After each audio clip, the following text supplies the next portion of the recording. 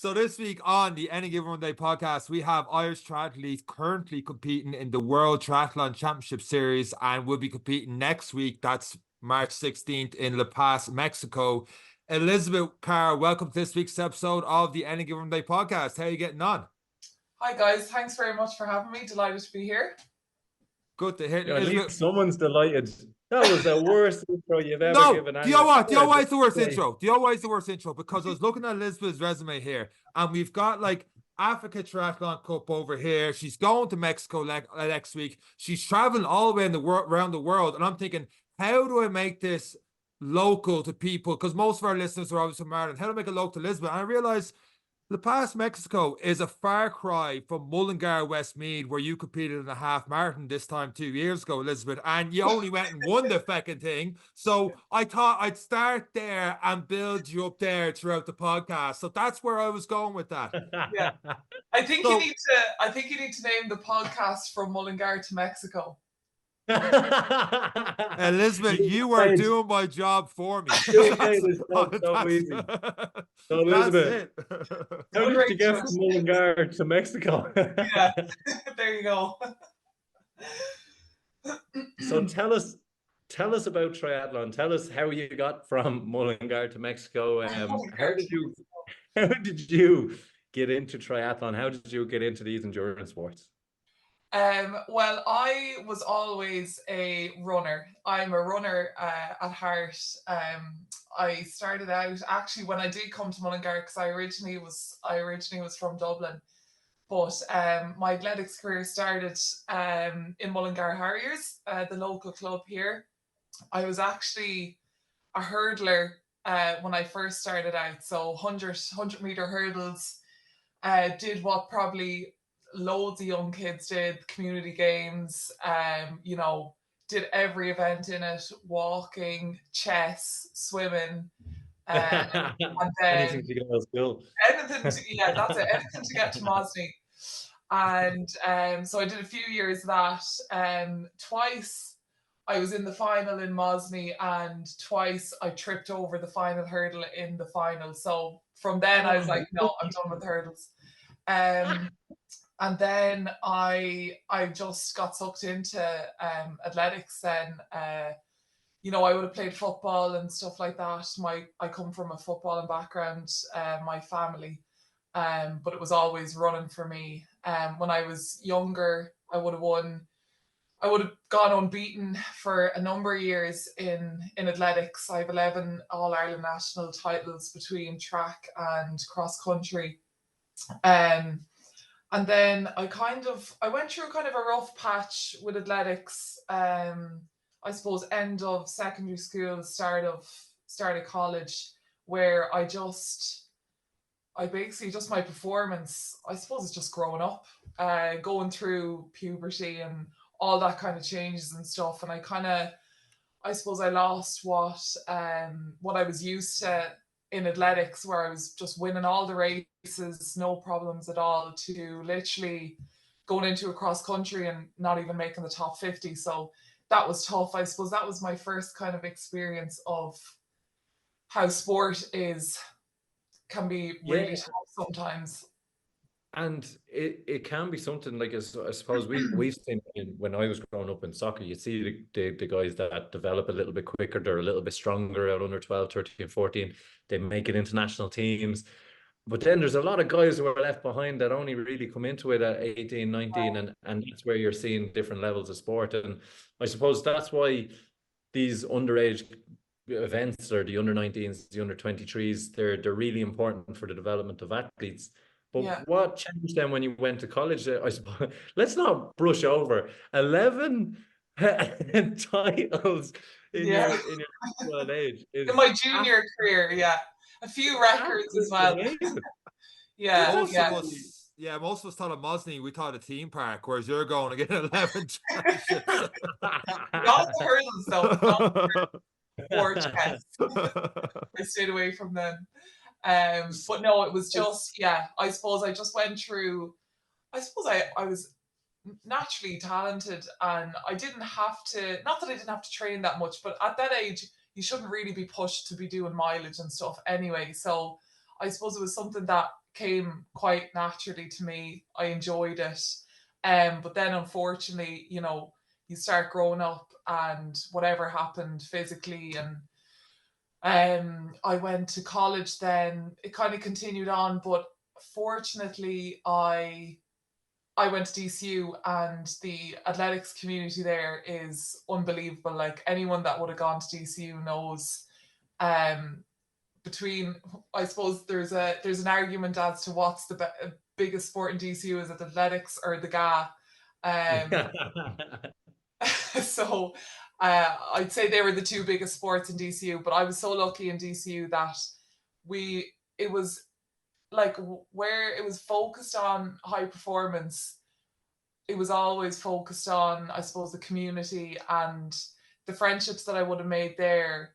I would say are the best friendships I've made in life until I went into the army. And Good save. Yeah, You kept and I didn't have like as good an athletics career as I would have liked to in college. You know, college, you think of, oh, the collegiate, you know, athlete and track and field, and you know, that's where stars are made. That didn't really happen for me. Like my dream was always to go to America on an athletic scholarship. Never got near that. And then in when was it? I wasn't taking athletics too seriously. At the same time, I'd always known how to, you know, I was taught how to swim when I was younger, never did much. Cycling, never really touched it at all. And it was when I remember taking a break altogether for a summer, and I went abroad to America just to work in third year in college. And then I came back to do my final year, and I think I must have been injured or something at the time, and I'd taken up swimming a bit more regularly. I actually started doing like spin classes or something in college just to keep my fitness up. And I decided then, I kind of dabbled a little bit in triathlon in, I think it was like TY or something, but I was forced into it pretty much because my mom was going through a phase of doing triathlon, and she was like, "You'd love triathlon," and I was like, "Fine, give it a go." So that was very like fleeting at the time, maybe only a few months. But then when I went back into college in fourth year, I decided I wanted to kind of try and pursue it a little bit more. I'd had a good year. I was starting to run well again. And I had taken up swimming a bit more as well. And in DCU, obviously athletics is really big, but there was no triathlon club. So I knew of a few others who kind of just random people in college who were kind of into triathlon and things like that. And I remember one guy who I'm still friends with, he doesn't do triathlon anymore, Paddy Peters. He was doing triathlon as well at the time. And between myself and himself, we reached out to Stephen Delaney, who was the performance director in Triathlon Ireland at the time. He was based in Dublin, and I met with him and I said, look, there's a few of us here who are interested in triathlon. You know, we've been doing a few of the races on the circuit and things like that, like Irish circuit. I think he was actually involved with an athlete at the time who was also in DCU, and he kind of came along on a trial basis to DCU to deliver some swim sessions and stuff like that. And yeah, we ended up like founding the DCU Triathlon Club. Very small group of people, but like that for triathletes, you know, you're either all in or you're not. So we were a very dedicated group of triathletes, really enthusiastic. And Stephen was very good. Like he's a pure coach. Like he just loves coaching. He loves being on site with the athletes. He loves seeing them every day, seeing the improvements. And I don't know how we managed to convince him to coach us 4 days a week in DCU at 6:30 every morning. But we did. I suppose it was kind of part of his job as well in Triathlon Ireland. At the time, they had a kind of a high performance centre down in Limerick, and they'd nothing up in Dublin. So I suppose he was kind of in the back of his head, maybe saying this could be an opportunity to develop a centre in Dublin.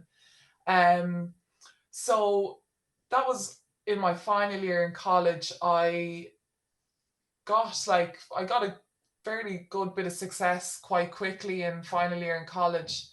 And the end of final year in college, Stephen thought it would be a great idea to send me to the under-23 World Championships in triathlon. Sounds like a genius.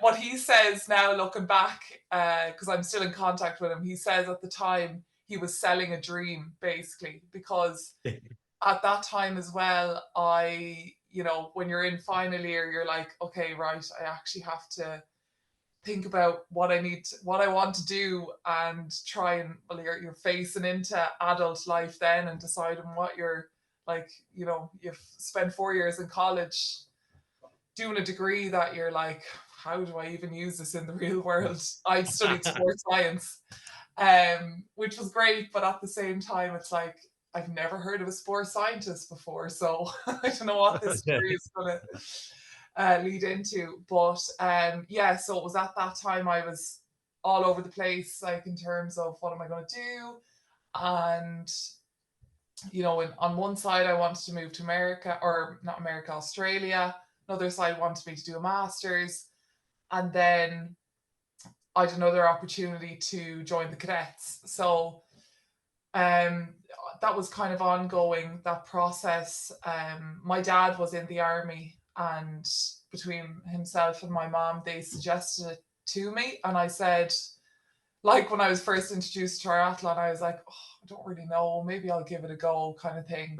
And that's what I did. So I was going through that whole application process in the summer of when I finished college, while at the same time I was training very high level for triathlon as well in the lead up to the under-23.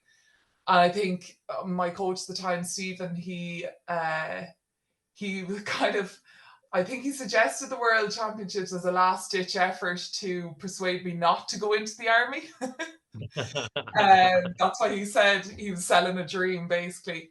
But so I went to the World Championships.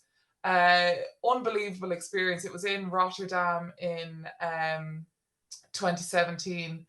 Bearing in mind it was my first ever international race as well. So he was really throwing me. Yeah, he was really throwing me in the deep end. And not like an amazing race or anything that did I have. I ended up had a decent swim. I can't even really remember, to be honest. And then I got onto the bike, and it was a lapped course, but it was very technical. It was on I don't know if you're ever in Rotterdam, but basically all the streets are cobblestones. And for someone who has never done an international race, no bike racing, it's just not where you want to be. But I think I had a small mechanical issue on the bike. I stayed going, but eventually I got lapped. So I got lapped out of the race. And on those races, once an athlete is lapped, you have to retire from the race, basically. So that's the ultimate chase feeling. So we were on a run recently, and it was like there's two ways of doing a run when you're not as good as the others. It's either holding on to them or getting chased by them. So it's you're definitely in the start of your triathlon career started with the chase method. Yeah. It's like, Stephen, do you want me to give up triathlon or keep going? I don't know. So look, it was great. Like, it was an unbelievable experience looking back. But obviously, like, coming from a run background, my strength had always been my run. So especially on that race, I was just so annoyed I didn't get to the run, because I knew, looking back at the results, I'd be well up in the field, like if I managed to get off the bike in a good position. But didn't have much time to dwell on it. I started the cadets then, I think a week or two afterwards or something like that. So it was fairly like, okay, you're cutting that now and this is the next, you know. And, 2 weeks and later, I before, was crawling around in a field. You know, before we get into the fun of the cadets, what does it look like when you look back at it now? You know, you've told us a story from falling at the final hurdle to into college, a new identity as such, I suppose, in terms of your sporting career, and you know, you're moving into triathlon. How do you feel now when you look back at it? Before we get into what you're doing now and what you've done in the defense force, what's it like to look back at it now in terms of all that you were, which is, you've said it as if it was blasé, but you managed to start something new and bring people along with you, and in essence help change triathlon over that little period in that university. Yeah, like it was really, I suppose at the time you're just trying to set yourself up in a good environment to train, and you don't realize how, you know, how that's also helped other people. And I'm not sure what the, you know, if there's still I suppose a triathlon group in DCU, but I would have liked to think that, you know, no matter how small you think a sport is, or even anything, there's always someone else, I think, out there, and maybe they're just waiting for someone else to, you know, bring it to the fore or kind of bring it along. And I just think it's where I know I was coming from a place of like, personally, I just wanted to get myself into the best environment to train and things like that. You just don't realize what effect it might have on other people as well. And just looking back, it's just mad to think how I feel like everything happens as well for a reason. And even meeting, you know, Stephen and those other guys in DCU, like they've stayed in my life now, and I've always been able to go back to them for, you know, advice and things like that. And you know, it's mad as well when you look at your life coming to a crossroads like it did at the end of final year, where, you know, you're presented with all these opportunities. Like, yeah, I've just gone to the World Championships a year after, you know, properly starting triathlon. Could I go to Australia and make like a career out of triathlon? Or do I, you know, it's hard. It's like, do I put everything into that, or do I go and study a bit more? Do I, you know, take this opportunity in the army? I felt like I had to look at life as a whole and not just sport driven. And that's what I kind of did. And I don't know, you can kind of look back and say, did I do the right thing? Did I do the wrong thing? But I suppose that's life, isn't it? Like, it's mad, like when we watch people, we've all been through it, and you think we learn from it, but then you watch the next generations come through, and it's like, what are you going to do after you're leaving? What are you going to study in college? Now, what job are you going to go in? What sport are you going to play? Like, you don't have that magic 8 ball to see what way it's all going to work out. If I go to this, what door is that going to open for me? What have I missed out on? You know, like when you look at places like the US, like Australia, with the outdoor lifestyle, the climates, the altitude, or whatever else they offer to athletes to entice to places. And then you're like, no, do you know what sounds good? Sheep shit and muck in the Curragh. You know, like I didn't know any of that though. I didn't know. I was like, oblivious to all that. The defense forces don't tell you that part of the dream. But no, like you laugh when I tell you about, like, I still look back and laugh, and even people that, you know, would have been involved in it would still say to me to this day. So like, Eric, you know about, you know, the whole application process on all the testing days and stuff like that, but I remember going down to do my fitness test and the in-person psychometric test. So what that involved basically was you go down to the Curragh at whatever 8 o'clock in the morning. Your first thing that day is your fitness test. then you move on to the psychometric test, and then you move on to the group assessments, and you do an overnight. And bearing in mind, my dad was in the army as well. He had gone through this same process. And I remember this day, it was a heat wave that day. It was so hot. And I remember getting ready to go down, and my dad was dropping me down, and I said to him, I said, well, is it okay to wear these shorts? Now, these were like short, hot pants, like denim shorts with a little string top. I had a suitcase. For my overnight. And I said, is it okay if I put on a bit of makeup? He was like, yeah, no bother. That looks grand. You'll be fine. So we were driving down to the Carr, and we were late as well. And I was there giving out to Dad. I was saying, Dad, this is the army, and I'm arriving late to the first assessment. He was like, it's fine.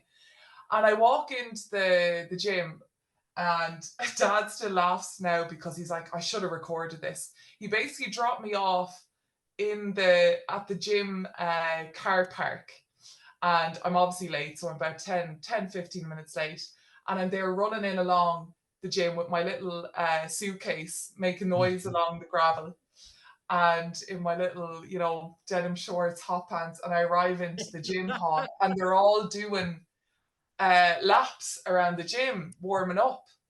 And he was like, you were like a scene out of Legally Blonde. So I arrived into the gym hall and turned off the check-in desk or whatever, and I was like, oh, hi, I'm here for the assessments. And whoever was on the other side, she gives me the dirtiest look, and she just points to the change room and she says, get changed in there. And I came back out anyway. I was kind of like, geez, what's wrong with her, kind of thing, and so I came back out then. They were all finished, they were getting their brief, and they made me do like a few warm-up laps by myself. So already I'm like sticking out like a sore thumb. Do you know that kind of way? And it's just not what you want to do when you go into the army. Like Eric, it's just keep your head down and just don't attract any attention to yourself. So I'd say they thought I was absolutely for the birds. But then I end up doing like all the, you have to do your push-ups, and females can do it with the knees on the ground. And I didn't know this at all, but they just told me this, when I was going down to do them. And I hadn't practiced them with the knees on the ground, and they were trying to get me to do it with the knees on the ground. And I was just like, oh no, can I just do them the normal way? And they were all kind of looking at each other like, what's this and that? They thought I was going to fail. So anyway, I ended up doing the normal push-ups, and then I think I won the run as well. And so I think I just kind of flipped what they'd originally thought of me walking in my suitcase and my denim shorts and everything. But it was just, I'd say it was like a scene out of like a comedy or something like that. It's just so I completely went off topic there, but it's just it's a funny story that people still remind me about. That the bar so low walking in and just far exceeded the gap is even bigger. Nicely done. Well, you have the story of my life. You have to imagine somewhere in there she's like, I should have went to Australia. That's what I was thinking. I'm lost on the way to the airport. But you did make the choice to go into the Defence Forces, and little did you know at the time in your hot pants and string top that you were going to go through 15, 17, 18 months of very robust training, and something that Mosney and the final hurdle was never going to teach you nor triathlon. Did you keep up triathlon while you joined? Did you expect the level of training? Obviously, everyone knows the stories of how to train, and you had family in, so you have an understanding. You weren't totally naive to it, but how did you find the training? Helped, hindered, or how did you manage to keep yourself as an athlete going into the military environment? Yeah, it definitely hindered my triathlon. It hindered my athletics. But I think in my head, I knew that was going to happen. I knew it was something that, look, I just had to give up for this 16 months to be able to get through that. And I was told at the other side, you know, triathlon and athletics is something that would be very doable for you in the job, and it would be a great job to complement it. So I suppose once you go in with that mindset of, okay, this is not going to be great for, you know, my triathlon career or my running career, it was more in terms of my career as a whole, like as a person. And I always thought that was, it still is, it's really important to me that, you know, you don't become just one dimensional as a person, that you keep, you know, you keep your interest in a multitude of things. So I suppose that's another reason why I went into the army as well, that I thought it was important to look at myself as a whole rather than just a triathlete or whatever. So it definitely did hinder that side of it. In the army, you know, you go in whether you're unfit or fit. The goal of it is to get you all to a level and bring you all along together. So that's probably why I went in like the fittest I've ever been in my life. And I remember being there's the big Defence Forces race every year is the Cussing Tour, and it's run in the Phoenix Park. It's a 10k road race, and it's probably the biggest event, I would say, on the Defence Forces calendar, definitely in terms of sport, I would say. And you know, I'd obviously done well in the initial fitness assessment and things like that. So I got asked to do, well, pretty much got told that I had to run. Voluntold. Yeah, Voluntold. voluntold. Voluntold, like that. 10k. Yeah, to do the 10k, I think it was maybe a month into my training. And we went along to that, and you know, I ended up running a 10k PB off that because, you know, I was obviously only a month after finishing all my triathlon training, and you know, it was still quite close to that. You know, and I thought this was great. This was going to be something I was going to be able to do all the time. You know, they're going to give me loads of time off to do my running and stuff like that. But definitely was led into a false sense of security. And if anything, it made my time worse because of it. Yeah, so I did that. Like I was always one, you know, even though we would have had our PTs and things like that, like the schedule was crazy. I always found time to, whether it was, now usually it wasn't during the week because we just didn't have time to do anything. But I'd always try, and, you know, if we got our, you know, the odd leave pass or whatever, I'd always make sure to get some sort of specific training in at the weekends or anything like that. So I did always really try, because I knew it was something I really wanted to pursue when I did finish finish the cadetship, even though I didn't think I'd finish the cadetship a lot of times. But yeah, That's so really good. yeah, for me, it was always something I had in the back of my head. I knew I was going to come back to it, so it was important for me to try and keep some sort of touch with my, either if it was running or whatever. And then I got an opportunity to represent the Defence Forces in a CISM. It's the Army International Sporting Organisation. That's what it's called, and they're obviously an umbrella for, you know, every sport in the army.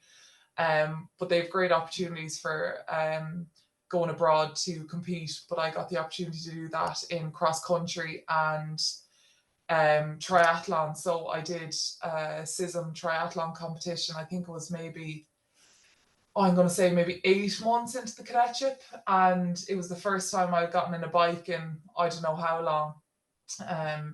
And that was in Sweden, I think it was. And it was just a great opportunity again to get back on, you know, into kind of a triathlon scenario and things like that. And really, it was just, yeah, it was just, I knew that it was gonna be these, 16, 17 months off, but I knew I always wanted to get back to it. So that's why I thought it was always important to, nothing that I got done was perfect, but I always kept in touch with, some sort of specific training for triathlon and athletics and things like that. If there's one thing, now I was probably one of those guys at the back of the field that were holding fit athletes like yourself up at the top from day one. But the one thing I learned out of that was, and from my training and stuff, that even in the toughest of situations I get myself in now, there's a certain mental toughness that a lot of athletes might not ever experience to what you've experienced during your training. Do you think that gives you something when you're digging deep, or when you're thinking, oh, this is terrible? Do you look back on any days and go, I've been in worse, I have been in much worse? Has it benefited you mentally in that regard?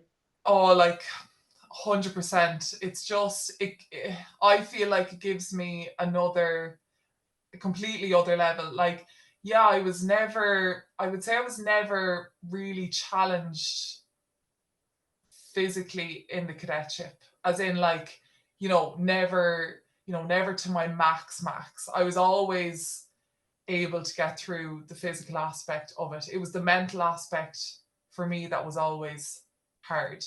And I think, like, that's what training does. And, the staff that are there, they're there for a reason. They know how to, I suppose, target maybe the weaknesses of different people. And I think I was targeted in terms of mental kind of toughness for sure, because I knew they knew the physicality of it didn't really test me. But I think in terms of what I brought from the military and the training in the defence forces, and even outside of, like, the cadetship specifically, it's that kind of adapt and overcome attitude. And that no matter what environment you are put into, you can not get out of it, but you can survive, basically. Yeah. It might be perfect. It might be perfect, but you'll get it done. You'll get it done somehow. It was even when I did my Ironman. Now listen, I was in a bad place, but I was surviving. And me and Sean were kind of joking. Not thriving. Yeah, it was like, hey, it's like, I've still been in worse places. So like it's just something that I've always and I always look fondly of it, even though I was one that was brought along, but ended up, because I struggled from day one, that I didn't know any different. So that's why people are like, how do you do this? It's just like, I don't know any different. It's just, just with the go. And it is a great experience. That it's fantastic to give you a competitive edge. And you've also wore the green in the under 23s, but you've also wore the flag overseas as well with the Defence Forces, isn't that right? Yeah, I did my first and my only overseas deployment so far in when was it? 2020? During COVID anyway. And I went overseas to the Lebanon as a platoon commander. And it was an amazing experience. Like, and I think even that is something that's so, it really, like, I really find those kind of experiences transferable into my triathlon career at the minute. Like, even in terms of training like that, obviously it wasn't as severe as during the cadetship, but you're not there with all your your nice turbo and your nice bike and no pools to be seen. Gone full Rocky 3 for reference to Sean here, isn't it, Sean? I was thinking Rocky 4 there. You're in Russia pretty much. You're in the mountains. It's snowing, and I'm back on track. I was lost for a good half hour of the conversation, but I'm back in. Thank you for the reference. I think I'm going way off Rocky here. topic. You need to keep me on track. You're good. No, you're doing well. You're doing well. That's just me that's out of the loop. Okay. But you were saying you were in Lebanon. Yeah. So basically, what that deployment involved was I was a platoon commander, so I was in charge of a group of 30 soldiers, and the deployment is 6 months in total, and there's the main camp, and then there's an outpost. So every platoon has to do a 2-month rotation on the outpost. So I was on the outpost for 2 months, and talk about having to, I suppose, especially from a triathlete's point of view, talk about having to adapt to your environment. I remember taking up I purely just wanted to keep my fitness. And I remember taking up like CrossFit and doing like mad CrossFit workouts, and, you know, to kind of try and keep touch with the bike training. Like, picture the ricketiest spin bike you can imagine. You know, that's been left out in the rain and everything, like there's rust on it and the noise that comes out of it. And I was just, you know, belting away on it out on the outpost. And we were allowed, in terms of running, we had 2 treadmills, that, you know, if you tried to do an interval session, you thought you might bring the prefab down because it was making so much noise in the place. And then every day for 1 hour, we were allowed to open the gates of the outpost and run for a mile up and down the road, basically like 400 meters from the blue line. So that was freedom. Like, we were like animals let out from the loose, an hour a day. You know, it was brilliant. So that was basically, that, like, when I look at that, and, you know, if I go to a competition in the likes of Africa and there's not much facilities, you know, you kind of have to make do with what's there. It's still way better than what I've done before, you know, that kind of way. So, and as again, like when you're lining up against athletes who've had nothing but 50-meter pools and running track, my money be on you, just out of sheer tenacity and just knowing. I'd be out in Lebanon digging a hole to put water in. You know? And it is a testament and to the guys and girls who are out there with you in terms of how they maintain themselves and the tough times they go through, and motivating, and all of these things that you've taken with you into what is now. You did come through an injury, which we can touch on as well, but all of these experiences, as you've said correctly, from your teenage years to now, it was about diversifying, Elizabeth. It was about changing who you are, and now you're back where you really want to be. Maybe you've taken a little bit longer, but you're now in that triathlete zone, and so far it seems to be looking good.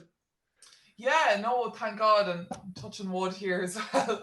But I definitely feel like, especially with the injury and things like that. So I had, I'd come back from my overseas in 2021, and, you know, I finally, because obviously with the army, you have your training, you have your, you know, you have to do your certain courses afterwards. Then I kind of always knew that, you know, I'm going to be picked to go overseas fairly soon. So that was always in my head as well. And then COVID hit. So really all these like walls were being put up in terms of giving triathlon a go and actually having a clear run at it. And then when I came back from overseas, I was like, no, finally going to set myself up now, and this is the time to really give it a go.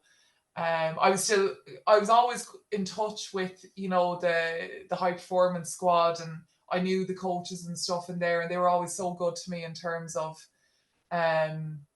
you know, keeping me in the loop for different things and inviting me on camps. At the time it was Michael Black and Stephen Delaney, and you know, they were always excellent. But I actually went, so training was going okay, you know, I was fine. And then mid 2022, I started to get a bad kind of Achilles injury.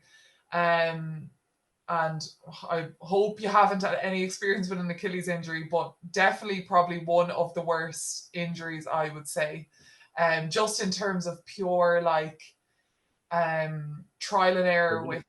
You're looking at a walking injury there, Sean. Oh, Look at stop. Yeah, I feel you're putting now, probably not to the level you've had. I hope not. But like, was Yeah, this I hope something so. that was gradually coming on the Achilles injury? Like, was it just like, where did that start from? Like, or was it like one race? Did you feel it like almost go, and did it go from there? Like, how did that develop? See, I'm just terrible. Like I'm just one of those people who now I've hopefully changed, but like hammer myself. I'd be like, I'll go out and do this, I'll be grand. I'll be out and do this, I'll be grand. And especially coming from a place where I was trying to juggle I suppose army stuff with training, and my body was just getting beaten down. And I'd always been able to sustain it. Like I'd never gotten an injury throughout the cadetship. Never. And even with all the mad footwear you have to wear and all that kind of stuff, I would always seem to be fine. All the weight, all the kit, always seemed to be fine. And I remember how this happened. I was going through kind of a stressful time in my life as well. And I was just extremely busy, and I was just, and you know, when you're trying to get to that next level in sport as well, everything is important. Like not just your training, it's your life outside of your training. It's okay, are you mentally getting recovered? Are you physically getting recovered? And I just wasn't. And at the time, looking back now, I'm like, I'm such an idiot. Like, how did I not realize all this stuff was just piling up and piling up? And I remember when it happened, I actually had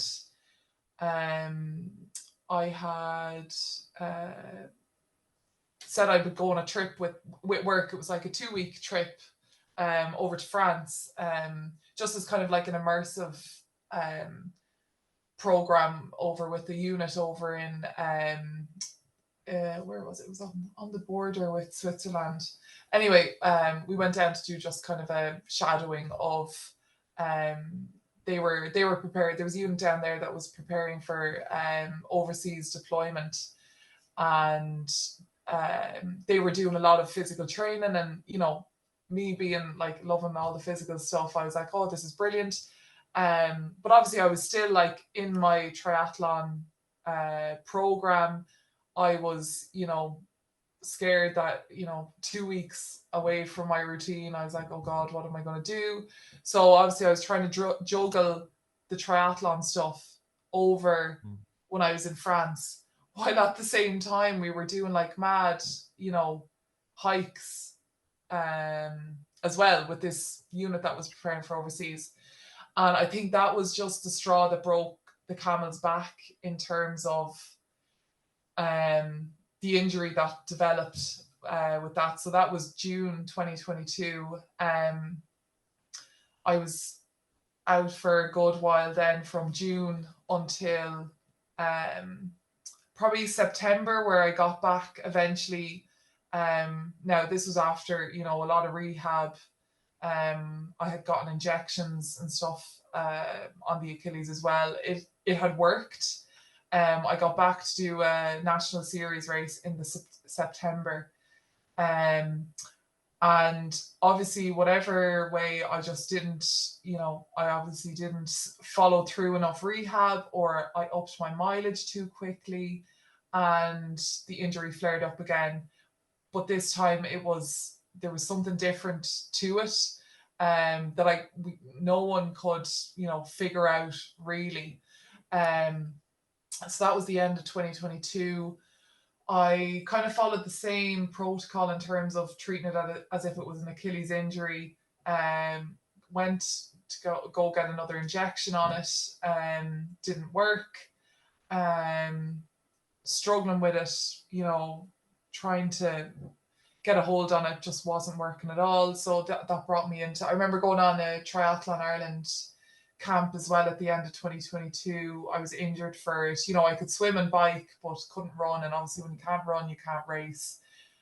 You can get all the fitness you want in the world in the pool and in the bike, which is great. And you know, triathlon is so good in that sense that if you can't do one, it's pretty, you know, you can usually focus on the other two aspects as well. So it is great in that sense. Came back then, tried to get, you know, the usual ultrasounds, MRIs, and like, especially when you're not at the top level, it's so hard to get anything in Ireland. You know, you feel very on your own, and you kind of are, and like people want to help, but there's only so much people can do. And it still gives me the shivers. Like, it was just a horrible time. I went to another triathlon camp then in January of 2023. I was still injured.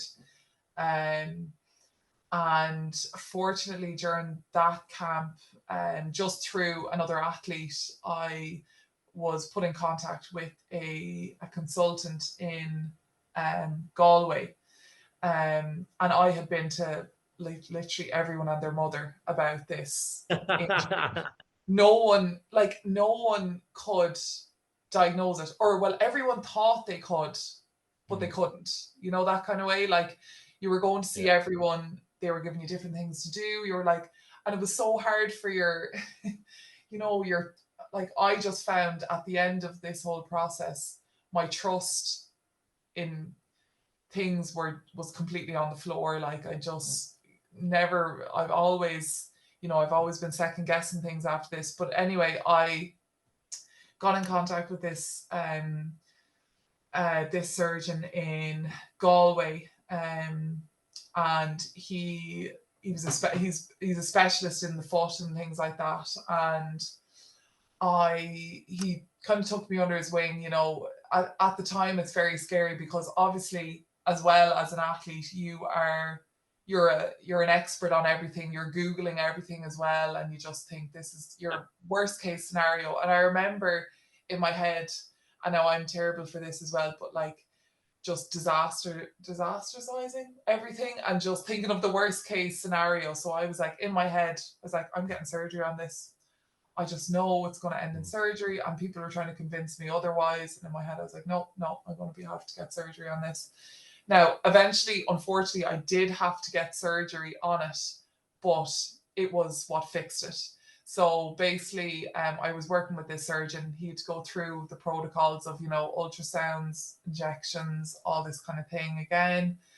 And then he was excellent just in terms of, he took control of the situation where no one else really did. And he was like, came up with a plan. He said, you know, if this doesn't work, we're just going to get you in. I know what it is, and we're going to just, you know, basically cut it out. And that's what he said. And so I got surgery done in May of last year, so May 2023. And basically what it ended up being was an issue with my plantaris tendon. So that's a tendon that runs along the inside of your Achilles. And basically there was never anything wrong with my Achilles. It was the plantaris tendon that had stuck to the Achilles, and he had identified this. He was one of the few surgeons in Ireland that actually does this procedure. Like, even when I went into the hospital that morning to get it done, the nurses were like, oh, I've never heard of this procedure before. And I was like, oh God. For comforting you. Sounded more of Rocky every day. But at that stage, I was so desperate. I was like, yeah, just cut off my foot. I don't really care. So anyway, I got that done in May 2023. And he must have put a bit of carbon fiber in there or something, because he must have. I go We're back to get about the to other get- leg done now. And you're looking at the timeline as well, Erica, what happens in the next couple of months. I'm looking at myself going, May 2023. Are you sure not May 2022 here? This is not adding No, up to the definitely. timeline I got in front of me. We're going to put the Phenomenal. surgeon details in the show notes, and we're all going. I instead of know. buying- Do you know? It's so true when they say, like, you know, it takes an absolute team of people to get an athlete to a start line. Like, and I only realized this after my injury that, you know, you hear about athletes saying, you know, after races, oh geez, it was, you know, they held me together to get to the start line and stuff like that. And it's so true. You're always on the verge of disaster, I think, you know, and it's just, I've been so lucky in the last year, and even before that, like, to have people that are like amazing at what they do, and they just want to help and support. So I've been working with the best of people in terms of that injury. I got the surgery done. I went straight back to one of the guys I was working before the surgery with in Sanctuary. It was Colin Griffin. He's the foot and ankle lead in Sanctuary. He was an Olympic walker for Ireland as well. But he was excellent. He took me through a rehab program. I was methodical in that as well. So I think with that, I just wanted to go right, and followed advice all the way up until, when was my first race? When were you able to walk again? So when was it? I think I was on crutches for maybe 2 weeks. So we're talking June 2023. You're able to start walking again? Yeah. I know where he's going. I would say so. John has the abacus out there. I do. This girl could. God, I look at that.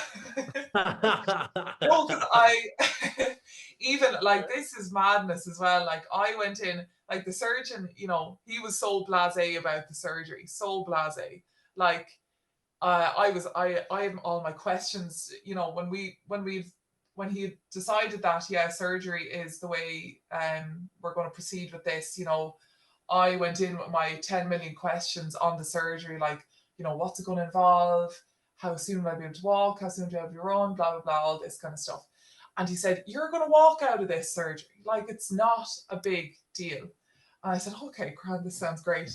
And I remember going to to the hospital the morning of the surgery, and, you know, you get your little cubicle in your bed and all this kind of stuff. And the physio comes along and he goes, okay, we're going to teach you how to use crutches. And I was looking at him like, sorry? The surgeon said I was actually going to walk out after this surgery. So yeah, I didn't even think I was going to be on crutches, to be honest. But yeah, I was on crutches, I would say, for about 2 weeks, and then I think, the bandages were taken. I wasn't in a boot or anything like that. I was just in like surgical bandaging and things like that. Once I got that taken off, you know, put on a smaller kind of bandage, I was able to obviously wear runners and things like that. I think I started back on an indoor bike, I'd say 3 weeks after. I literally had it down to the day. I was like, what day can I get on a bike again? What day can I get in the pool? With the pool, it was more, you had to let the wound heal before you could get in the water. So I think that was just over the 4-week mark that I was able to get back in the pool again. But I had started rehab, I'd say 10 days after the surgery, back in Sanctuary.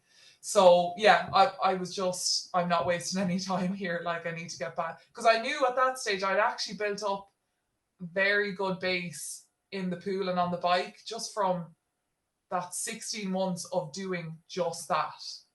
Like, literally. But you hadn't ran. Oh, I hadn't ran at all. No. And when were you cleared to run? what would have been May, June, July, probably, what would it be, 12 weeks post-surgery? It's usually what it is. So start of May, start of June, July. Yeah, probably start of August, I would say I was cleared to run. Yeah, yeah. I still have a video of my first run as well. It's just, yeah. Elizabeth, did you do a triathlon 6 weeks after this? In the middle of September? What did I do? I The did. Moby Dick one? Yeah, Not you. that was my first one. Yeah. So for And anyone not who's only was listening, that your first one, put on your seatbelt because Sean's about to drop this burning bomb. He's going turbo. Sean is going turbo. so 6 weeks after you were cleared to run, and let's build this up for a second, because back in 2017 Rotterdam, you went straight into like the army straight afterwards. So you're 4 years on and off doing that and everything else, and you're doing a bit of running stuff, all the rest, but you're still not quite back in that triathlon dream. Then you're starting to get back into it, and you're only able to do cycling and a bit of swimming because this Achilles injury. And then you get surgery in May, you can't run till August, and then 6 weeks later you head down to, probably, I'm assuming it's your first triathlon back. You go win the fucking thing, and then you get a podium position in the World Triathlon Championship Series a month later. Well, it was actually, it wasn't the world. What was it? It was one of the triathlon Agador. Well, it wasn't Mosney, Liz. Oh, it wasn't. That's for sure.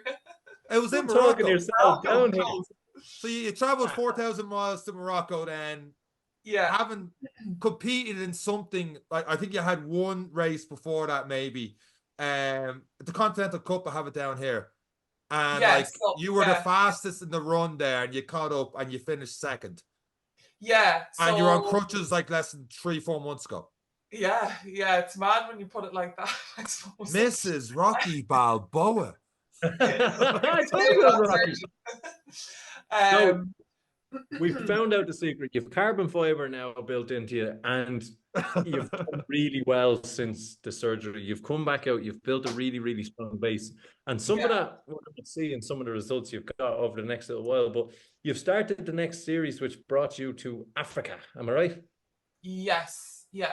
So basically with international triathlon, if you're racing at the kind of Olympic distance, there is the Continental Cup, and then there's the World Cups and World Series. So I suppose the natural progression, if you want to compete internationally, is you would do Continental Cups first. So there's obviously, African, America, the European Cups, Asian Cups, and Oceanic Cups. So, it was only, I wanted to get a race done in Ireland, just purely for practice. And that was the one down in Cork, the Moby Dick. Now, it was not that it was a disaster, but they ended up cancelling the swim. So it was a duathlon format. And I was kind of like, Jesus, I'm going to have no practice now done open water before I go to, my first race was in Tunisia. So Tunisia was at the start of November 2023. Went over, just didn't know how I was going to go, sprint distance, and I ended up, my swim was very good. Got onto the bike, and didn't I come off the bike during the bike course. The course was it was flat roads, but the roads were pure, like, oily because it was so hot over there, and the loop involved just 180 turns at either end. So I think it was lap number 2 or something like that, I came off the bike.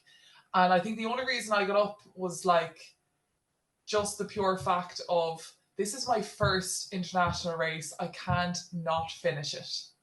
So I got up then anyway, back onto the bike. I was lucky that, I'd hit my hip, I'd come down fairly hard on my hip, but, mid-race adrenaline, you don't really feel it. I think my chain had come off. So I was lucky that was the only thing wrong with the bike. Got back on the bike.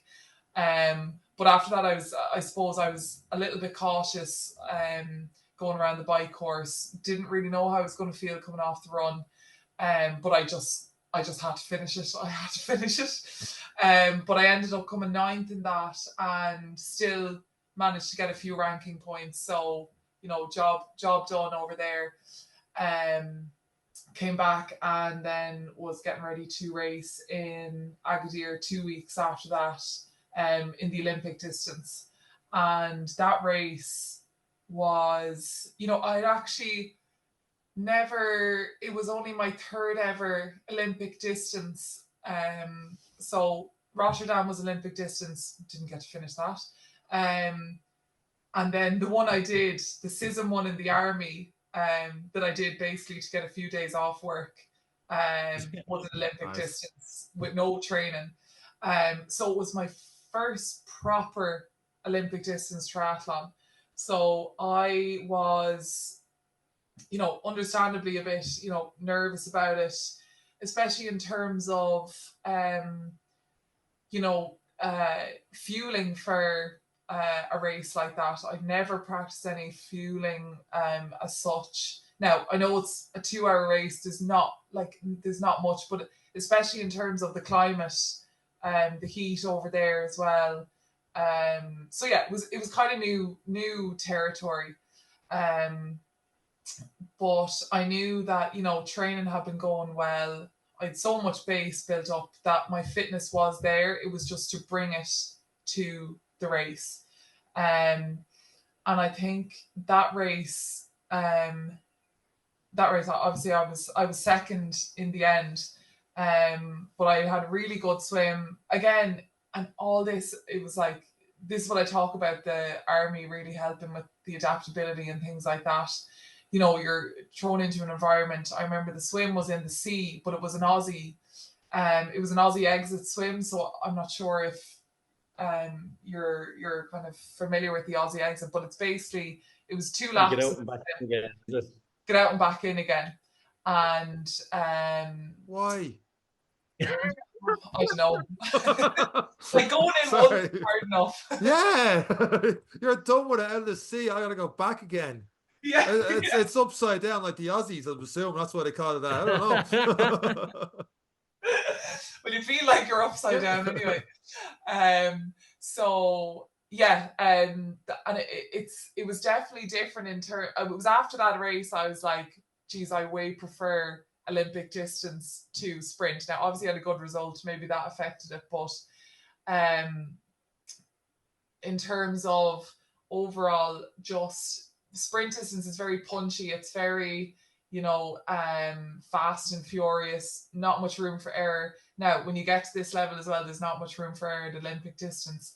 But I think I'm definitely more suited to that kind of endurance-y type event compared to the short, sharp stuff. And I think, again, it brings me back to, you know, army training and things like that, where you just have to develop your strength and endurance and just ability to keep going, I suppose. So to bring everyone up to speed, and this is where Sean's abacus is still going. So you're back August 2023. The 5th of November is where you talked about over in Tunisia, you finished 9th. Yeah. The 19th of November, the Africa Triathlon Cup, you ended up finishing 2nd. Second, yeah. Yeah. Now remember, we're only able to walk now about 3 months, right? So from there, we kicked on to February just gone, Africa Triathlon Cup in Troutbeck. Yeah. You finished first. First, yeah. Yeah. This is the World Series now, is it? No. This isn't a Continental Cup. Oh, it's Continental Cup. Okay. I haven't done a World Series yet. It's the World Series one coming from Mexico. That's not to just gloss over coming first, by the way. John, you just glossed over. No, I'll get back to. I want to make sure what I'm talking about here. My abacus is broke. I need new abacus. So what I have done so far are continental cups, because basically they are I suppose the stream of races that gives me the best opportunity to get world ranking points where I am at the minute. In terms of going for like Olympic selection and things like that, you could go for a World Series, but you know, the likelihood of getting the same amount of points in that race as me getting the same amount of points as a Continental Cup. At this stage where I am in terms of my race experience and things like that, I'm better off to focus Continental Cups, because, you know, I'll position better than I will in a World Series. Now, who knows? Maybe if you threw me into World Series, you know, I do very well. But at the minute where I'm at, and this is the plan that, you know, me and my coaches have come up with, is that we're going to just focus on Continental Cups. After a certain period, we're obviously going to have to, you know, and I want to, obviously, that's ultimately where I want to be competing, is at the highest level, is in those World Series and those World Cups and things like that. But for this period, my main focus is Continental Cups and doing really well at those. To the one person that copped it before we move back to you coming first, I messed up the intro. I mentioned you were in the World Series. Okay, you can edit this. Wow, it's too much effort to edit. I can't edit this. You're okay. You can do. Call me out on. I'm one of the. There's so many different websites in you, and so many like different podium finishes and coming this and this. And I know one of them has the YouTube link underneath. This is the difference between this is what the World Triathlon Series is. There's standard and a different kind of race. I'm like, no, I'm not watching that YouTube video. I'm going to have Elizabeth explain to us, because she's watching the video. She'll know it all. So I can look up different races and stuff you've won. Let's go back to Mullingar in 2022. She's won that. So I was like, I don't get any ranking points for the Mullingar half. So you came first in this Africa Triathlon in Troutbeck. Yes, yeah. Talk us through it. Yeah, so obviously it's quite an early start to the season, but because I'd obviously missed so much time, I had only a 2-race season last year. I didn't really feel like I needed your classic like end of season break. So I had just decided along with you know, my coach, that we were just gonna, okay, you know, you have your races in November. We're going to go back to just a bit of a, you know, buildy kind of a base phase, but you're still going to train all the way up until we have a high performance camp in Spain in January. And what you're going to do is just maintain until we get to that. We know that, you know, you're going to start your season early. And I think Troutbeck I think it's probably one of the first Continental Cups on the calendar. So yeah, we mapped out like a few races. I have 4 races locked in that I know I'm doing. I have 2 done. I have 2 more to go. And then after that we'll review, and you know, I will have more races. These were the ones that were locked in at the start of the year. So there was Zimbabwe, Troutbeck in Zimbabwe, and then Cuba a week after that. I didn't really realize at the time how awful the travel to these places were. I can tell you that's not what people listening are thinking right now. I can tell you they're not thinking that. Yeah, like, yeah. Oh my God, this is phenomenal. When I was hounding Elizabeth, I was like, yeah, do you want to come on to the podcast? I swear we're great. And she was like, Zimbabwe this week, Cuba next week, down over in Mexico. Do you know what? Just whenever suits, just let us know. yeah. In an airport somewhere, I'll touch base with you. So yeah, I suppose that's the nature of triathlon as well, and especially when you are starting out at the bottom, basically, these are the things you have to do. So Zimbabwe is it's one thing I didn't realize, and something only that you've come on, is that is what you have to do to break onto the world circuit to get ranked, and you have to go and travel to these continental cups. So you've sent me down a rabbit hole. The amount of YouTube videos that will be watched after this episode is brilliant. Yeah.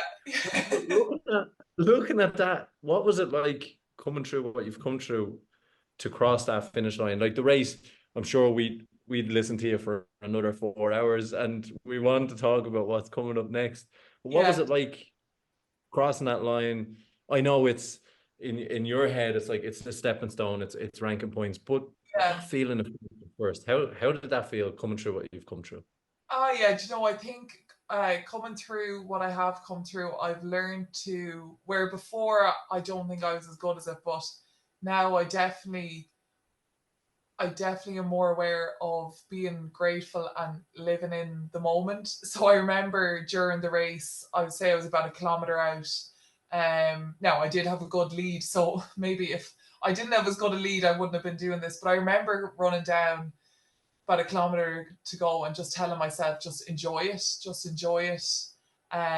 Running into the finish line, and it was just pure, like, I don't know. I was more emotional for my second place in Morocco than I was for this. Now, this was definitely even, you know, it was amazing. And even the medal ceremony afterwards, and, you know, standing on the podium and hearing the national anthem, you can't beat it really. Like, it's a class feeling, like, and the Irish flag going up, and you're in Zimbabwe and you're sitting around and being, you're like, what's going on? How do they even find the soundtrack? You know? So yeah, it's just, I feel like I'm just really, I feel like at the minute I'm just living the dream basically, and I'm trying I'm trying just to stay in the moment. And also I think it's always important to think that, you know, I always try and bring myself back to when I was injured, and, you know, how far I've come and how hard it was. I think it really gives you belief in yourself that, you know, I went through all of that. I'm standing here now. But, and maybe this is a negative view as well, you could also be back there again next year. So make the most of this while you have it. And never not taking it for granted. Like, I never, okay, yeah, sometimes sessions are hard and things like that, but I'll always, if I find myself, you know, complaining about going to a session or whatever, I'll always quick enough snap out of it, because I'll just say how lucky I am, because I am so lucky. You know, I feel like I'm just so lucky in how I've come back from the injury, and it's definitely not luck either. It's a combination of, you know, hard work, but also the people who have helped along the way, for sure, and the people who are happy to see you, you know, come through it and things like that. So yeah, I definitely am just trying to stay grounded about it all, and just, where it's great to be here, it mightn't be, you know, it's not always going to be like that. So yeah, just definitely trying to stay grounded in it all. It's really, really good to have that attitude. And for those who are interested in following your next week, you did spend in Cuba. You finished 7th in that race. But to give context, the winner won a total time of 1:59.42. Yeah. And you were 7th in a total time of 2:01.06. So we're talking about 1 minute and 20 seconds between first place and where you finished. Like that context is absolutely amazing. And just to highlight, because it's something, and always with the athletes who come on, is your modesty and how grateful they are to just be involved in sport. But you are literally on the heels of great athletes on this list that went to Cuba, and you're also going to Mexico next week, with another great list of athletes on the cards as well. So it's fantastic to see what you're doing.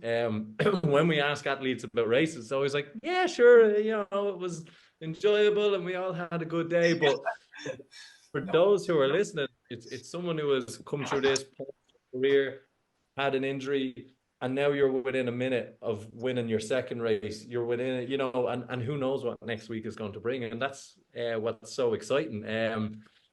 For those who are looking to get into triathlon, Elizabeth, those who want to follow in your footsteps, because from this, a lot of people are going to take great inspiration from it. How do you start? Yeah, geez. Give Sean a pair of armbands to start. I'm going running the Carr. That's where it all began for you. No, just don't. There's easier sports out there. No. Triathlon is unbelievable, and I think where it's at the minute, even in terms of you look at club level to professional level, I think triathlon at the minute, it's coming into a really exciting time. And if you're looking at, I suppose, starting out in triathlon, it's one of those sports that literally that's it. You mightn't even know how to swim, and it's you know, you could still rock up to a club and be like, I don't know how to swim, and everyone would be like, no problem, we'll teach it, you know, that kind of way. So I think the main thing, if you were starting triathlon, what I would do is look at where your closest club is, because they're so welcoming. You know, you're going to have every level of athlete in the club, and I think for triathlon as well, it is such a, by nature, it's an individual sport. It can be very lonely at times, and you know, I think if you can find a space where you have a group to train with, you'll just enjoy it so much. And especially when you start out, there's so much improvement. Like, there's so much to improve on. There's so much to work on, and it's really motivating because there is, you know, 3 different disciplines. So you're always going to be improving in one. Even if your running isn't going great, you know, you can be like, right, my swimming is going really well, or my biking is going really well. So that's what I would say to people starting out, is just find a club or find a group or whatever you can do just to have company. And it'll just improve your enjoyment so much in the sport as well. And then obviously pick an event that you might want to do. Like that, there's events all over the place, whether it's duathlons at the minute, you know, you have your tries. And even when you go to these events, it's like, you know, a lot of them are like festivals, you know, they're just great days out, and the people you meet at it. I know one in particular is the Loch Cutra series. They're like a festival of triathlon, where they have like, I think 2 days of events, swims, and the whole lot. So yeah, it's just, there's so much doing it. And all it takes is, you know, reaching out, finding a club, and that's where it all starts, I think. And that's what it is, and it does take a little bit of courage for those, particularly whenever I talk to anyone about doing it. I couldn't swim really, getting into it. I still can't, but definitely found my improvement was much better in my swimming than my running. But it is something that just we talk about as a lifestyle, and when we have runners on, it's a lifestyle, and triathlon is very much a lifestyle and becomes part of your life. And that's why these events and clubs are so good, because you meet like-minded people. And when you surround yourself with people like that, it does become your lifestyle. You do start to develop, you learn a thing or two, and when you surround yourself with people who have made every mistake in sport, you tend to make less yourself. So it's really, really good. And for anyone listening, there are so many clubs who are up and coming in the country as well. Ireland website has a lot of lists of events. So coming into this stage of the year that we're in now is a good time to start maybe picking an event. I know Thai is usually the start of the season, or early on in the season, and there's ones all over the country. So those who are listening to Elizabeth and want to get involved, have a look at Triathlon Ireland events, see what's coming up in the year ahead, and pick something. Just be brave and set yourself a challenge and find the club, and you will be surprised by the progress you make. Elizabeth, it has been amazing to have you on. We are conscious that you are traveling to Mexico and you have a bit of travel to get done. I still have to book flights, actually, so yeah. Oh wow. I know, yeah. Like, this is actually, well, I went to book flights on Friday, The money went, but the flights did not go through. So yeah, I'm on the phone to the banks and the airlines and the whole lot, but staying calm, staying calm. It's gonna happen. And that's where your resilience training in the Defence Force is Yeah, coming through. yeah, to be For grand. those who are interested, Elizabeth's going to the America's Triathlon Cup in La Paz, Mexico, 16th of March, just before Paddy's Day. We'll put the event website links in any of the show notes as well, and we'll share Elizabeth's work so we can track how you go. It has been absolutely amazing having you on. You are an inspiration in the sport. You're an inspiration to ladies all over the country and worldwide who are looking to do something, particularly if it's joining Defence Forces, joining the armies, triathlon sport, and in general just being all around good people. It's been absolutely fabulous having you on. We will definitely get you on towards the end of the season and see how it's gone for you, and we can look back at how your season develops from this moment here. And it's just been so good. There's so much good that we can get from this, and it's been great to listen to you. Thanks so much. Thanks, it was great to get on and I had great fun. So thanks a million, and yeah, hopefully we'll chat to you soon.